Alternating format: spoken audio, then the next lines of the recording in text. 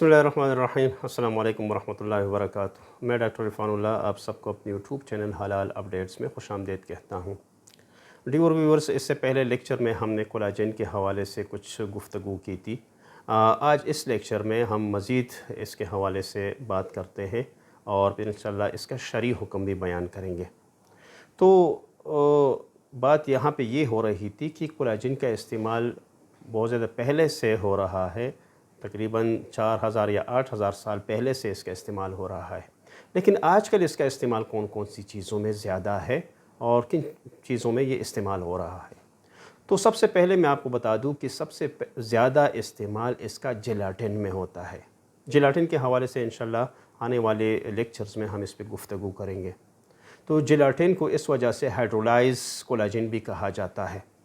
और यानी जेलाटिन हमारे बहुत सारी चीज़ों में इस्तेमाल होता है, जो मुतअद्दिद मुख्तलिफ़ खाने पीने की चीज़ें हैं, इस तरह से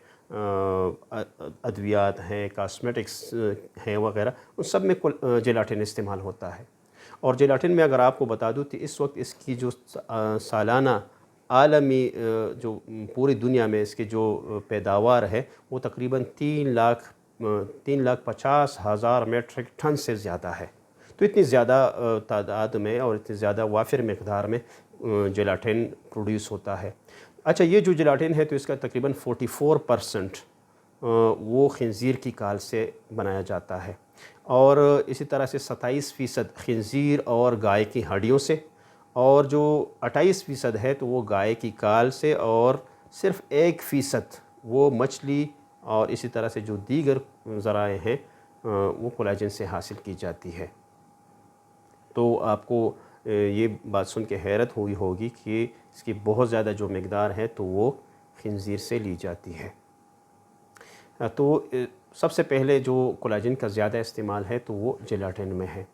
दूसरे नंबर पे इसका इस्तेमाल मुख्तलिफ़ मशरूबात में भी होता है और बाकायदा उन मशरूबात को कोलाजन ड्रिंक्स के नाम से याद किया जाता है। और आपको मालूम होगा कि मुख्तलिफ़ सप्लीमेंट्स इस तरह से हैं कि बाकायदा उनमें कोलाजन इस्तेमाल होता है और मुख्तलिफ़ अगराज़ के लिए लोग इसको पीते हैं। तीसरे नंबर पे कॉस्मेटिक सर्जरी में भी बाकायदा इसका इस्तेमाल होता है। मुख्तलिफ़ मशहूर ब्रांड्स हैं पूरी दुनिया में तो कॉस्मेटिक्स के, तो उनमें भी बाकायदा गाय से बने हुए कोलाजन को इस्तेमाल किया जाता है। इसी तरह से जो मुख्तलिफ़ किस्म के स्किन फिलर्स होते हैं जो मुख्तलिफ़ झुर्रियों वग़ैरह के लिए लोग इस्तेमाल करते हैं या अपने स्किन को टाइट रखने के लिए या नौजवान नज़र आने के लिए, तो बाकायदा वो उसका ज़्यादा इस्तेमाल इंसानी जो आज़ाद से कोलाजन है तो उससे लिया जाता है। तीसरे नंबर पे बाकायदा जो जोड़ों के वर्म होते हैं या एक किस्म की बीमारियां होती हैं जिसको ऑस्टियोआर्थराइटिस कहते हैं, जो कैल्शियम की सभी कमी की सबब से पैदा होते हैं, तो हड्डियों का एक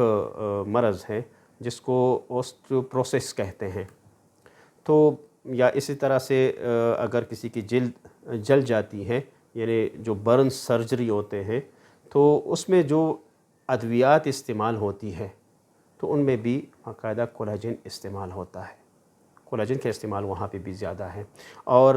बाज़ लोग कहते हैं कि यार जो जल्द की निगहदाश्त वाले इलाज के लिए जो टीके लगाए जाते हैं तो उनमें भी कोलाजन का इस्तेमाल होता है। और बाज़ लोग तो ये भी कहते हैं कि जो दिल के जो वाल्व होते हैं जिनको ऑपरेट किया जाता है तो बाकायदा वो भी खंजीर के कोलाजन खंजीर की काल से या खंजीर की हड्डियों से जो बनने वाला कोलाजन है तो वो इसमें इस्तेमाल होता है, जिसको पोर्साइन कोलाजन कहा जाता है। अच्छा, कॉस्मेटिक्स और जो पर्सनल केयर प्रोडक्ट्स हैं, मसलन शैम्पूज़ है, हेयर कंडीशनर्स हैं, शैम्पूज़ हैं, इस तरह से लोशन है, क्रीम है वग़ैरह, या बालों के रंग और मेकअप का जो दूसरा सामान है तो उनमें भी कोलाजन का इस्तेमाल होता है। और बहुत ज़्यादा, चूँकि पूरी दुनिया में कॉस्मेटिक्स एक अलग सी दुनिया है तो उसमें कोलाजन का इस्तेमाल बहुत ज़्यादा है। तो ये मुख्तलिफ़ चीज़ें हैं और ये हमारे वो चीज़ें हैं जो हमारे रोज़मर्रा की रूटीन में हम इसको इस्तेमाल करते हैं, तो सब में कोलाजन کا استعمال ہوتا ہے۔ اچھا، اب میں آپ کو کچھ فوائد بتا دوں کہ کولاجن کے فوائد کیا ہیں۔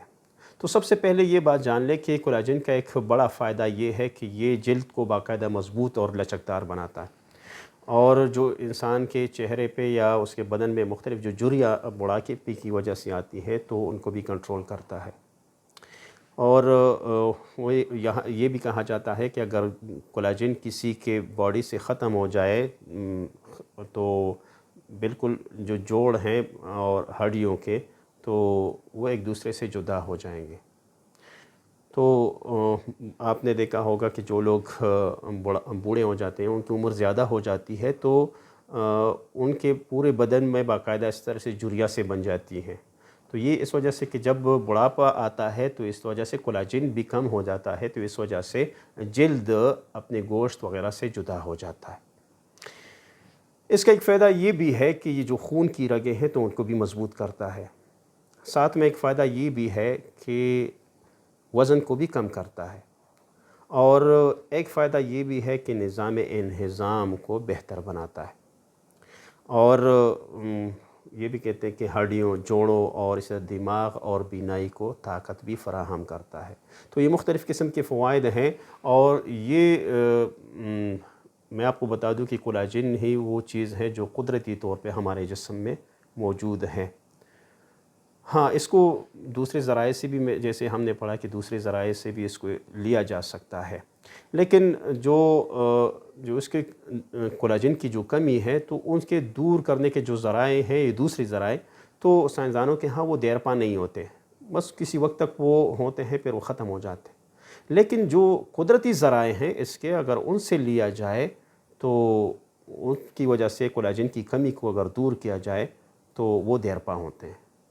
پھر کن کن چیزوں سے ہم کولاجن لے سکتے ہیں؟ تو اس کے لیے سب سے پہلے سویا ہے، اور اس کے ساتھ جو دوسری اس پہ مشتمل مصنوعات ہیں، مثال کے طور پہ زیتون ہے، پالک ہے، کھیرا ہے، گوبھی ہے، چکندر ہے، ٹماٹر، گاجر، یا اس طرح سے جو گہرے سبز رنگ والے سبزیاں ہیں، اور اسی طرح سے سرخ رنگ والی سبزیاں اور پھل۔ مطلب ہے جتنی بھی سبزیاں ہیں اور فروٹس ہیں تو اس میں کولاجن کی ایک اچھی خاصی مقدار پائی جاتی ہے، تو وہاں سے کولاجن کی کمی کو دور کیا جا سکتا ہے۔ اچھا، جو مختلف قسم کے مغز ہیں، مثلا بادام ہے، کاجو ہے، پستہ ہے، لوبیا ہے، مونگ پھلی وغیرہ، تو ان چیزوں سے بھی کولاجن کی کمی کو دور کیا جا سکتا ہے۔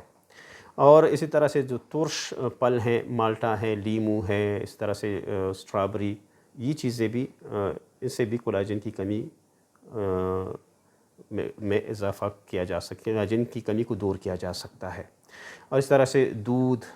گوشت، مچھلی اور انڈے، تو یہ وہ چیزیں ہیں، قدرتی چیزیں جو کولاجن کی کمی کو دور کر سکتے ہیں، اور اس سے ہم اپنی کولاجن کی کمی کو پورا کر سکتے ہیں۔ اب اس طرف آتے ہیں کہ کولاجن کا جو شرعی حکم ہے وہ کیا ہوگا، یعنی شریعت کی روح سے ہم اگر فرض کریں اس کو استعمال کرتے ہیں جو دوسرے ذرائع سے، یا فرض کریں اس کا ہمیں کوئی سپلیمنٹ ملتا ہے دوائی کی شکل میں یا اس طرح سے مشروب کی شکل میں، ڈرنک کی صورت میں، تو اس کو پھر کھانا یا پینا چاہیے یا نہیں؟ تو یہ بات یاد رکھنی چاہیے کہ حلال ذرائع سے اگر اس کو اخذ کیا گیا ہے کولاجن کو، یعنی اس کو پروسیس بھی حلال طریقے سے کیا گیا ہے اور اس میں کوئی دوسری حرام چیز نہیں ڈالی گئی، اور وہ اس کا سورس بھی حلال، مثال کے طور پہ مچھلی سے اس کو لیا گیا ہو، مذبوحہ جانور کی کال سے لیا گیا ہو، یا اس کی ہڈیوں سے لیا گیا ہو، اسی طرح سے نباتات سے لیا گیا ہو، تو پھر بالکل ایسے کولاجن کا استعمال جائز ہے۔ لیکن اگر حرام ذرائع سے ہو، مثلا خنزیر سے لیا گیا ہو یا غیر مذبوحہ جانور سے لیا گیا ہو، تو پھر اس کا استعمال جائز نہیں ہے اور حرام ہوگا ہی، تو اسے پھر بچنا چاہیے۔ اچھا، جن پروڈکٹس میں یہ معلوم ہو جائے کہ اس میں جو استعمال کیا گیا کولاجن وہ حلال سرٹیفائیڈ ہے، یعنی کسی مستند ادارے کی طرف سے اس کو سرٹیفکیٹ ملی ہے، مثال کے طور پہ اس کو حلال سرٹیفکیٹ دیا گیا ہے، تو پھر بلا جھجک اس کو استعمال کیا جا سکتا ہے، کیونکہ اس کا پتہ چل جاتا ہے کہ اس میں جو کولاجن ہے تو وہ حرام سورس سے نہیں ہے، اور نہ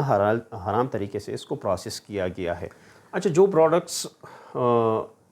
وہ کیا ہے اس کا استعمال داخلی استعمال ہو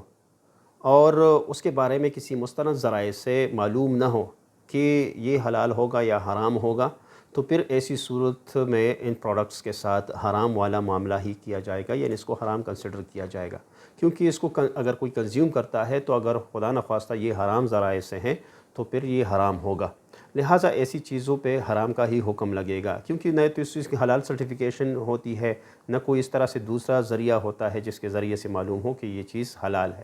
تو اب یہ اگر اس پہ کوئی اس طرح سے ذریعہ نہیں ہے معلوم کرنے کا کہ یہ حلال ہے تو پھر اس کو حرام ہی کنسیڈر کیا جائے گا، لیکن اگر اس کا داخلی استعمال ہو۔ ہاں لیکن اگر ایسی ایسے پروڈکٹس ہوں کہ جن کا خارجی استعمال ہو، پھر وہ خواہ مسلم کنٹریز میں بنی ہو یا نان مسلم کنٹریز میں، تو پھر اس کو خارجی سے مثلاً شیمپو ہے یا صابن ہے یا اس طرح سے ہیئر کنڈیشنر ہے یا بالوں کے رنگ ہیں وغیرہ، تو پھر ایسی اشیاء ان کو استعمال کرنے کی گنجائش ہے، لیکن یہ گنجائش اس وقت ہے کہ جب آپ کو یہ پتہ چلے کہ اس میں انقلابی ماہیت ہوئی ہے، یعنی اس کی مکمل طور پہ اگر حرام سورس ہے تو وہ پروسیس کرتے وقت اس مکمل طور پہ اس کی ہیئت اور اس کی حقیقت تبدیل ہو چکی ہے۔ انشاءاللہ آنے والے لیکچر میں ہم پھر استحالہ جو انقلابی ماہیت ہے اس پہ بھی گفتگو کریں گے، لیکن پھر بھی علماء یہ فرماتے ہیں کہ تقوی کا اگر کوئی لحاظ کرتا ہے تو تقوی کے طور پہ پھر بھی ان چیزوں کا خارجی استعمال بھی نہیں کرنا چاہیے، کیونکہ یہ مشکوک چیزیں ہیں۔ امید ہے آپ کو میری یہ ویڈیو اچھی لگی ہوگی۔ اگر آپ کو یہ ویڈیو اچھی لگی ہے تو لائک اور سبسکرائب کرنا نہ بھولیے گا، اور ساتھ میں اپنی قیمتی آراء ہمیں کمنٹس باکس میں ضرور بتائیے گا۔ اگلی ویڈیو میں پھر ملتے ہیں، تب تک کے لیے اللہ حافظ۔